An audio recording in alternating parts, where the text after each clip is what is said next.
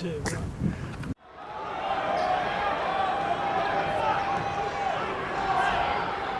Laver and Emerson and Fletcher and Anderson, they played on the lawn court part, and that's why they were able to go over to Wimbledon and give everyone a big hurry up. That was the secret. Because they were used to the grass. Yeah, they were great on grass. Yeah, and there's more than 100 YouTubes now of history of fantastic interviews with Ashley Cooper, and Wendy Turnbull, and Daphne Fancutt, and also Faye Muller. There's a couple with Faye. Yeah, they're really good. And they really bring to light how important that grass surface was. And I must tell people this about tennis, is that some people are really good tennis players on grass and hopeless on slow courts like clay or granite or antbed. The Americans were really good on cement because the bounce was so true, but they weren't so good on grass where it could skid through. And Wimbledon, I've played on the grass at Wimbledon, it's like throwing a golf ball onto a wooden floor. It comes off so fast. And people don't realise that. It was the same here at Milton. So you've got to be an excellent player to play on such a quick surface. And the great thing about Ken Fletcher was that probably ahead of all those players except maybe Laver, he was equally good on all surfaces.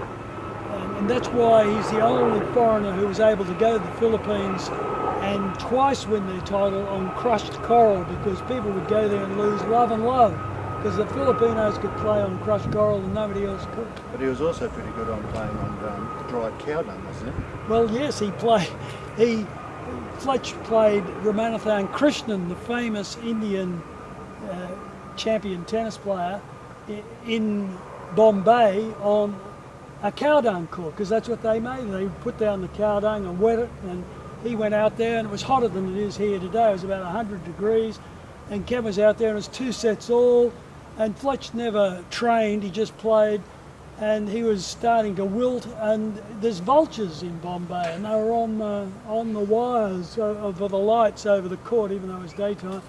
And he came over the side, and he said to me, he said, "Guys, I don't know what I'm going to do." And the sweat was right. He said, I'm rooted. And he said, I can't keep going. He said that the trouble is, if I fall over, I'll get tetanus. And if I don't get up, those bloody vultures are going to eat me. Yeah, that's a fantastic story. Now, we just might conclude off on this a little bit, because Jeffrey's always, he's never short of a really good, pithy word. And so I'm going to throw him in the deep end here, and so you can have a concluding comment. On Saville? Yes. On Saville particularly? No, not on Saville particularly. On good ideas for Brisbane. Good ideas for Brisbane? They never come from Brisbane? You've forgotten the story. What we'll do, I know. we'll finish off this little bit. We'll refresh everyone's memory, and we'll come back, because we still have a couple of more little YouTubes here to film. And it is, I can tell you now, this is just beautiful weather. It's not too hot, and it's not too cool. And there's no vultures. There's no vultures. We did have a helicopter before. And we've got the Mission Impossible theme. No! Get smart! Get smart, how silly am I? And the interesting thing is that music is actually coming from the Milton State School. And the Milton State School have 3 schools. Rod Laver School, Wendy Turnbull School, and Mal Anderson Oh, I never knew that. Schools, houses.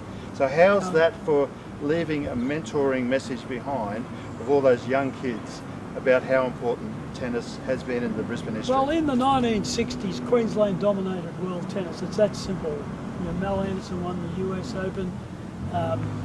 John Barrett, the voice of Wimbledon, said that Ken Fletcher dominated Wimbledon in the 60s. Laver was killing everyone in the 60s, and they were all from here. No, it's amazing. And with that, we'll say good afternoon and thank you. You were going to say about... You have actually won in doubles a Grand Slam, haven't you? I have, with Mal Anderson in the Australian Open in 1957, I think. Just not sure of that date. I think it's 57. I've got the trophy here and I treasure it because it's the only Grand Slam.